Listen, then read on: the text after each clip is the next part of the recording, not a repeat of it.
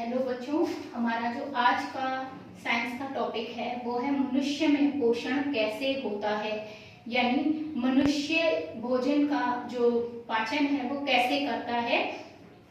आप ये जानते हैं कि मनुष्य एक परपोषी है और वो अपना भोजन पौधों से और जंतुओं से प्राप्त करता है। तो अब मनुष्य में लेकिन जो वो भोजन खा रहा है उसका पाचन कैसे होगा ये हम आज समझेंगे।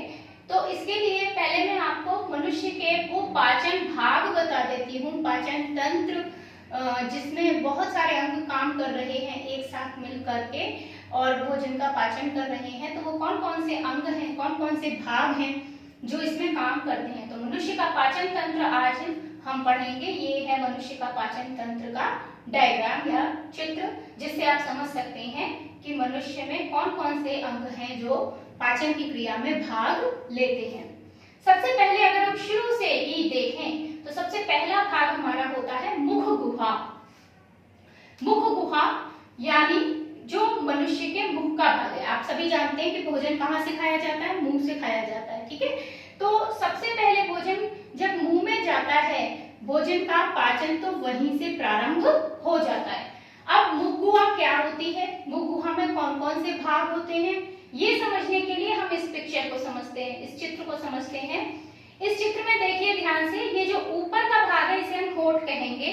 ये हमारा होठ है ऊपर का और ये निचला होठ है, ठीक है। ऊपर का होठ, नीचे का होठ। होठ के बीच का भाग जो हमारे पाचन में भाग ले रहा है उसमें आती है पहले तो जीभ। आपको जीभ दिखाई दे रही होगी, ये जीभ है, ठीक है। आते हैं दांत ऊपर और नीचे। कुल 32 दांत एक वयस्क मनुष्य में होते हैं, ठीक है। तो 32 दांत ये हमारे भोजन के चबाने और उसको पीसने का काम करते हैं। साथ में आती हैं लार ग्रंथियां। लार ग्रंथियां 3 हैं। एक कान के पीछे की तरफ जिसे हम अधोकर्ण लार ग्रंथि कहते हैं। दूसरी हमारी जीभ के नीचे की तरफ होती है, जीभ के नीचे वाली को हम अधोजिह्वा लार ग्रंथि, अधो मीन्स नीचे, तो अधोजिह्वा लार ग्रंथि कहते हैं जो जीभ के जस्ट नीचे है। और तीसरी ग्रंथि जो है वो हमारी थोड़ी के पास आती है, हमारी हनु के पास आती है, तो इसे हम अधोहनु लार ग्रंथि कहते हैं। इस प्रकार हमारी लार ग्रंथियां कितनी जोड़ी हैं, 3 जोड़ी हैं। देखिए 3 जोड़ी हैं। दोनों कानों की तरफ हमारी 2 लार ग्रंथियां होंगी अधोकर्ण, इसी तरह 2 अधोहनु ग्रंथियां होती हैं, इसी तरीके से 2 अधोजिह्वा ग्रंथियां होती हैं। मिलकर के ये हमारी 6 टोटल हमारी लार ग्रंथियां हैं जो 3 जोड़ी कहलाती हैं, दाईं तरफ और बाईं तरफ मिलाकर, ठीक है। तो इस तरीके से हमारी 3 जोड़ी लार ग्रंथियां हैं, ठीक। उसके बाद हमारा आता है जीभ, जो है हमारी वो एक ऐच्छिक पेशियों की बनी हुई होती है। इसका पिछला भाग जुड़ा रहता है, ठीक है। वो हमारा पीछे का भाग जो है वो जुड़ा रहता है पीछे की तरफ, और जो आगे का भाग है वो आगे का भाग हमारा क्या होता है, खुला हुआ रहता है। ये भोजन को जब खाते हैं तो अलटने पलटने का काम करती है। साथ ही जब भोजन चब जाता है थोड़ा सा तो फिर उसे अंदर जो गला है उससे ग्रास नली के अंदर ले जाने का काम भी करती है, ठीक है। तो ये हमारे मुख गुहा के वो भाग हैं। अब मुख गुहा में जो दांत हैं वो दांत क्या है, किस तरीके से, दांत कैल्शियम और फास्फोरस के बने हुए होते हैं। ये तो हम सभी जानते हैं कि दांत जो है वो कैल्शियम फास्फोरस के बने हुए होते हैं। वयस्क मनुष्य में इनकी संख्या कितनी होती है, 32 होती है। पूरे जीवन काल में ये दांत 2 बार आते हैं। एक जो 8 से 10, जिन्हें दूध के दांत कहा जाता है, मिल्क टीथ कहा जाता है, वो 8 से 10 साल की उम्र तक बच्चों के टूट जाते हैं, ठीक है ना। बल्कि 6 साल की उम्र से शुरू होते हैं, 6 से 8 साल तक लगभग मैक्सिमम 10 इयर्स वो सारे दांत निकल जाते हैं, टूट जाते हैं। उनकी जगह जो दूसरे दांत आते हैं उन्हें परमानेंट टीथ या स्थायी दांत कहते हैं, जो पूरे जीवन काल रहते हैं। इस प्रकार 2 बार ये दांत आते हैं। फिर दांत होते कितने तरह के, ये दांत होते हैं आपके 4 तरह के, कृंतक, रदनक, अग्र चवर्णक और चवर्णक, ठीक है। अब कृंतक दांत जो होते हैं वो कांटने वाले दांत होते हैं। आगे अगर आप देखें तो सबसे आगे के जो सबसे फ्रंट में हमारे 4 दांत होते हैं वो कृंतक दांत होते हैं। ऊपर भी 4, नीचे भी 4, तो 4 और 4 इनका होता है। ऊपर के जबड़े में भी 4 होते हैं, नीचे के जबड़े में भी 4 होते हैं। दूसरे फिर आते हैं रदनक दांत। ये लंबे और नुकीले होते हैं। ये भोजन को चीरने फाड़ने का काम करते हैं। जो पशु आपके मांसाहारी होते हैं उनमें रदनक दांत ज्यादा होते हैं। ठीक है, तो आपने देखा होगा शेर के बहुत नुकीले नुकीले निकले हुए दांत होते हैं, है ना। जबकि मनुष्य में रदनक दांत ऊपर 2 और नीचे 2, मतलब कृंतक दांतों के दोनों तरफ, ठीक है, एक एक, और नीचे जो हमारे कृंतक दांत है उनके दोनों तरफ एक एक, इस तरीके से 2-2 रदनक दांत होते हैं। फिर अग्रचर्मण ये चबाने वाले दांत हैं। ठीक है, तो ये ऊपर भी 4 और नीचे भी 4 होते हैं। और फिर चवर्णक जो मुख्यतः चबाने वाले दांत हैं, ऊपर भी 6 होते हैं और नीचे भी 6 होते हैं। इनकी संख्या ऊपर भी 6 है, नीचे भी 6 है। तो कुल मिलाकर ये जो चवर्णक दांत हैं इन्हीं को हम दाढ़ भी कहते हैं सामान्य भाषा में। ठीक है, तो कुल मिलाकर अगर आप देखें तो ऊपर के जबड़े में भी 16 दांत होते हैं और नीचे के जबड़े में भी 16 दांत होते हैं, यानी टोटल 32 दांत होते हैं। तो ये हमारे दांत हो गए, लार ग्रंथियां हो गई, अधोकर्ण, अधोहनु और अधोजिह्वा। इस तरीके से मुख गुहा के सभी अंग ये काम करते हैं। अब ये काम कैसे करते हैं कि जब हम भोजन खाते हैं तो क्या होता है, ये लार ग्रंथियां, ठीक है, विशेष प्रकार का एक रस निकालती हैं जिसे कहते हैं टायलिन। एक टायलिन नाम का एक एंजाइम निकालती हैं। ये जो टायलिन एंजाइम है, ये एंजाइम भोजन को चबाने में, उसे पीसने में मदद करता है। साथ ही इसके अंदर विशेष प्रकार के जो पाचक रस हैं, एंजाइम है ना ये, तो ये विशेष प्रकार का पाचक रस भोजन में से जो कार्बोहाइड्रेट हमने खाया है उसका पाचन काफी हद तक मुंह में ही कर देता है। आप देखते हैं, आप किसी रोटी को जब चबाते हैं तो स्टार्टिंग में वो फीकी फीकी सी लगती है। अगर आप सिर्फ एक सादा रोटी लीजिए विदाउट आप सब्जी वगैरह कुछ नहीं, और ऐसे ही उस रोटी को चबाइए, थोड़ी देर तक आप उसे चबाएंगे, स्टार्टिंग में वो इतना आपको फीकी फीकी सी रहेगी, फिर धीरे धीरे उसमें मिठास आने लगती है, रोटी मीठी होने लगती है, मीठी लगने लगती है। What is the reason behind it? वो जब प्रारंभ में आप खाते हो तो उसके अंदर जो कार्बोहाइड्रेट है, गेहूं के जो कार्बोहाइड्रेट वाला भाग है, वो जब टायलिन एंजाइम के साथ मिक्स होता है तो मिक्स होने से कार्बोहाइड्रेट जो जटिल अणु हैं वो किस में बदल जाते हैं, ग्लूकोज में बदल जाते हैं। और ग्लूकोज का स्वाद मीठा होता है, इसलिए हमें रोटी मीठी सी लगने लगती है। ठीक है, तो टायलिन एंजाइम क्या करता है, मुंह के ही अंदर कार्बोहाइड्रेट का पाचन काफी हद तक कर देता है। ठीक है, दांत क्या करते हैं, काटने का, चीरने का, चबाने का। जैसे आप चटनी पीसते हो तो सिल पर चटनी पीसते टाइम क्या होता है, बार बार हमें जितनी भी सामग्री है उसको बार बार अलटना पलटना पड़ता है। फिर हम थोड़ी देर पीसते हैं, फिर थोड़ा पानी भी मिक्स करते हैं, फिर पीसते हैं।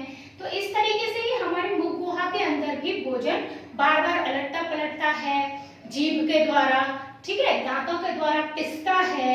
और जो टायलिन एंजाइम लार ग्रंथियों से निकल रहा है वो टायलिन एंजाइम उसको पानी की तरह मदद करता है मिक्स होने के लिए और पीसे जाने के लिए, और साथ ही काफी हद तक कार्बोहाइड्रेट का पाचन कर देने के लिए। ठीक है, तो अब मुंह गुहा में जब भोजन काफी हद तक पिस जाता है और वो बहुत छोटे बारीक कणों में हो जाता है, तब जीभ उसे अंदर भेजती है ग्रास नली से। ये ग्रास नली फूड पाइप बहुत एक लंबी सी नली होती है और ये जाती है सीधे किसमें, आमाशय में। ये सीधे किसमें जा रही है, आमाशय। आमाशय जे आकार का होता है। आमाशय जो होता है आपका वो इस तरीके का जे आकार का, ठीक है, जे आकार का। बहुत कुछ देखिए, जे जैसा आकार इसका आपको दिखाई देगा। तो जे आकार का होता है हमारा आमाशय।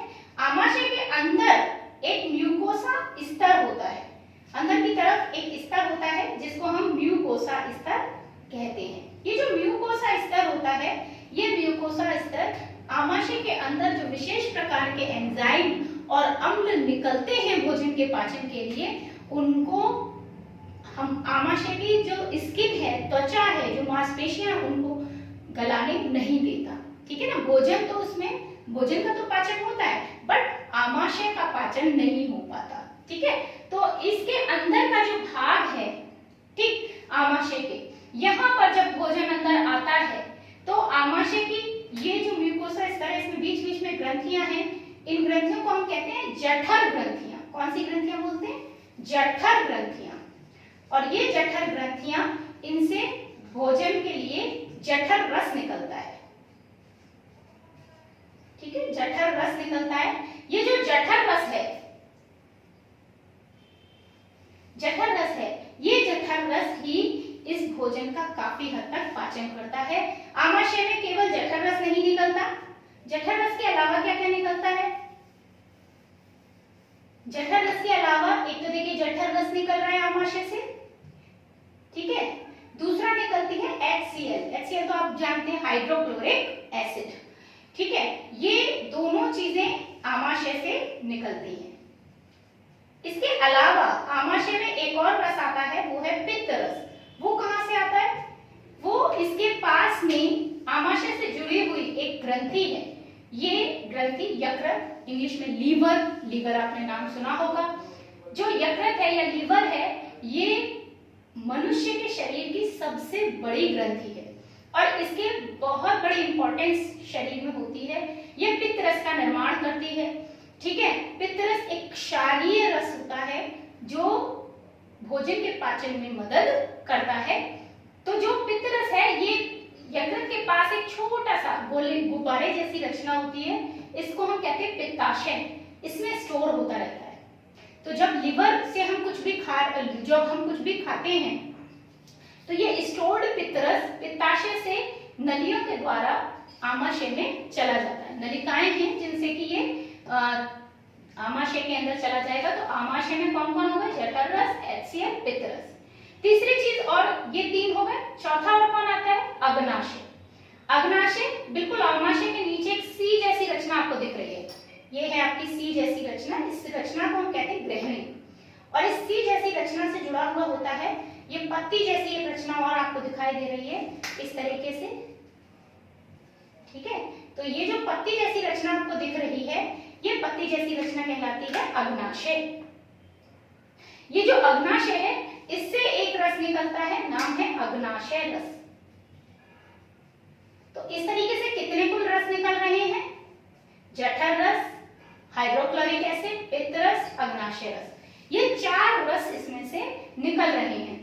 और आमाशय में इन सभी रस और इनके साथ कुछ एंजाइम भी निकलते हैं, जैसे पैप्सिन एंजाइम निकलता है, ठीक है, ट्रिप्सिन एंजाइम निकलता है, आपका रेनिन एंजाइम निकलता है, ठीक है, लाइपेज एंजाइम निकलता है। तो अलग अलग जो पदार्थ है, उनके पोषण के लिए अलग अलग पदार्थ अलग अलग तरह के एंजाइम निकलते हैं, और ये एंजाइम मिलकर के भोजन का पाचन करते हैं। हम अपने अगले नेक्स्ट वीडियो में पढ़ेंगे कि किस एंजाइम से किस भोजन का, मतलब किस भोजन के अवयव का पाचन होता है। तो लाइपेज का क्या काम है, ट्रिप्सिन का क्या काम है, पैप्सिन का क्या काम है, ये सब हम अगले वीडियो में पढ़ेंगे, क्योंकि इस वीडियो में ये संभव नहीं है, काफी लेंथी हो जाएगा। ठीक है, तो ये हो गया आपका अग्नाशय। अग्नाशय समझ में आ गया कि किस किस की भूमिका है। एक तो मुख गुहा के अंग हो गए, फिर इसके बाद ग्रासनली है, ग्रासनली के बाद आमाशय है, आमाशय के साथ यकृत है, यकृत में एक पित्ताशय है, पित्ताशय के और यकृत के बाद आमाशय के जस्ट नीचे एक सी जैसी जो रचना है, जिसे ग्रहणी कहते हैं, टेड्यूनम इंग्लिश में कहते हैं, इसके पास एक अग्नाशय पत्ती जैसी रचना है। अग्नाशय के नीचे की तरफ आंतें आती हैं। अब आंतें क्या होती हैं? आंतें ये हमारी लंबी पाइप जैसी रचना होती हैं। आंतें जो होती हैं वो 2 होती हैं। जो बेसिकली आपको सी जैसी रचना जो ग्रहणी दिखाई दे रही है, ये छोटी आंत का ही एक हिस्सा है, और इस सी जैसी रचना के बाद जो छोटी आंत है वो एक पाइप जैसी रचना जो होती है, ये बहुत एक कुंडली के रूप में, मतलब आपस में लिपटी हुई इस तरीके से हमारे शरीर में रहती है। छोटी आंत इसको, इस भाग को हम इलियम कहते हैं, और जो ऊपर का भाग था उसे हमने ग्रहणी कहा, जो सीधे सीधे आमाशय से जुड़ी हुई है। तो छोटी आंत में दो भाग हैं, एक ग्रहणी और उसका नीचे वाला भाग इलियम। तो हमारी जो छोटी आंत है उसमें जब आमाशय का यहाँ भोजन का खूब पाचन हो जाता है, अच्छे से जितना आमाशय भोजन का पाचन कर सकता था वो कर लेता है, तब यहाँ से ग्रहणी से होता हुआ ये भोजन छोटी आंत में जाता है। छोटी आंत के अंदर इस भोजन का फिर से और पाचन होता है। छोटी आंत में भी कई एंजाइम निकलते हैं, जैसे जो आमाशय में निकल रहे थे ऐसे ही कई एंजाइम इसमें भी निकलते हैं, लाइपेज है, ट्रिप्सिन है, पैप्सिन है, ये इसमें भी निकलते हैं। और जो भोजन का पाचन नहीं हो पाया आमाशय में, अब उस भोजन का पाचन ये करते हैं। इसके बाद छोटी आंत के अंदर ही इस भोजन का अवशोषण हो जाता है। अब भोजन का अवशोषण कैसे होता है? अवशोषण के लिए इसमें एक विशेष प्रकार की रचना होती है। इस तरीके की जो छोटी आंत होती है, छोटी आंत के अंदर, ठीक है, अगर हम छोटी आंत का देखें तो छोटी आंत के अंदर इस तरह अंदर की तरफ उंगली जैसी रचनाएं होती हैं। ठीक है, ये जो छोटी आंत है, अगर मैं इसका हिस्सा दिखाऊं तो इस तरीके से इसमें आपकी अंदर रचनाएं, ऐसी उंगली जैसी रचनाएं आपको दिखाई देती हैं। इनके ऊपर इस तरीके की उभरी हुई रचनाएं होती हैं जिन्हें हम कहते हैं रसांकुर। और ये जो रसांकुर हैं, ये रसांकुर जो भी पचा हुआ भोजन है उसमें जितने भी पोषक तत्व हैं उनको अपने अंदर अवशोषित कर लेते हैं। अंदर उसमें जब अवशोषित हो जाएगा तो हमारा जो भोजन है उसका पूर्णतया पाचन हो जाएगा। अब जो बचा हुआ भाग है, ठीक है, जो जिसकी अब शरीर को आवश्यकता नहीं है, सारा भोजन में से जो भी आवश्यक पोषक तत्व थे वो छोटी आंत के अंदर चले गए और छोटी आंत के जरिए वो रक्त वाहिनियों से होते हुए हमारी जो रक्त की नलिकाएं हैं वहां तक पहुंच गए, रक्त में पहुंच गए। ब्लड के जरिए वो पूरे शरीर की कोशिकाओं को पोषक तत्व मिल जाएंगे। अब बचा हुआ जो भाग है वो किस में जाता है? बड़ी आंत में। बड़ी आंत छोटी आंत की तुलना में कम लंबी होती है। छोटी आंत बहुत लंबी होती है, जबकि बड़ी आंत जो है वो छोटी होती है लंबाई में, छोटी आंत से लंबाई में छोटी होती है। ठीक है, और जो इसका चौड़ाई है वो बड़ी छोटी आंत से ज्यादा होती है। चौड़ाई ज्यादा है, लंबाई कम है। तो बड़ी आंत जो है इसके 3 भाग हैं। सबसे पहला एक जो ये यहाँ पर लंबा सा निकला हुआ भाग दिख रहा है, इसको हम कहते हैं क्रमी रूप परिशेषिका उंडुक या एपेंडिक्स। ये नाम शायद आपने सुना हो। एपेंडिक्स एक अवशेषी भाग है जिसकी हमारे शरीर में कोई उपयोगिता नहीं है, लेकिन कभी कभी भोजन के कण अगर इसमें फंस जाते हैं तो फिर यहाँ भोजन सड़ने लगता है, क्योंकि यहाँ से निकलने का कोई मार्ग नहीं है। ऐसी स्थिति में इस भाग को काट कर ऑपरेशन से अलग किया जाता है, जिसको अपेंडिक्स ऑपरेशन कहते हैं। तो ये यहाँ पर हमारा क्रमी रूप परिशेषिका है। इसके ऊपर के भाग को जो यू, उल्टा यू जैसा दिख रहा है आपको, ठीक है, इस उल्टे यू जैसे भाग को हम कहते हैं बृहद्रांत्र। बृहद्रांत्र ये यू जैसे आकार की रचना है। इस भाग के अंदर जब भोजन जाता है, ठीक है, छोटी आंत से यहाँ पे आया और यहाँ से घूमता घूमता फिर ये यहाँ जाता है, तो जब भोजन जाता है तो इसमें जो भी एक्स्ट्रा पानी है जिसकी शरीर को आवश्यकता हो सकती है, उस एक्स्ट्रा पानी को भी अवशोषित कर लिया जाता है और बाकी बचा हुआ भाग फिर वापस यहाँ पर आता है और ये कहलाता है रेक्टम या मलाशय, जहां वो अवशेषी भाग, अनावश्यक पदार्थ जिनकी शरीर को कोई आवश्यकता नहीं है, इकट्ठे हो जाते हैं और शरीर से बाहर कर दिए जाते हैं समय समय पर। इस प्रकार मनुष्य में भोजन जो भी वो करता है उसका पूरा पाचन हो जाता है। ठीक है, ये हमारा आज का वीडियो। नेक्स्ट वीडियो में हम लोग समझेंगे कि जो भी हमारे भोजन में पाचन हो रहे हैं तो भोजन में कौन कौन से हमारे पोषक तत्व होते हैं, ठीक है, और उन पोषक तत्वों का पाचन कैसे होता है, कौन सा एंजाइम किस तत्व का पाचन करता है, किस भाग का पाचन करता है। ठीक है, आज के लिए इतना ही। Thank you.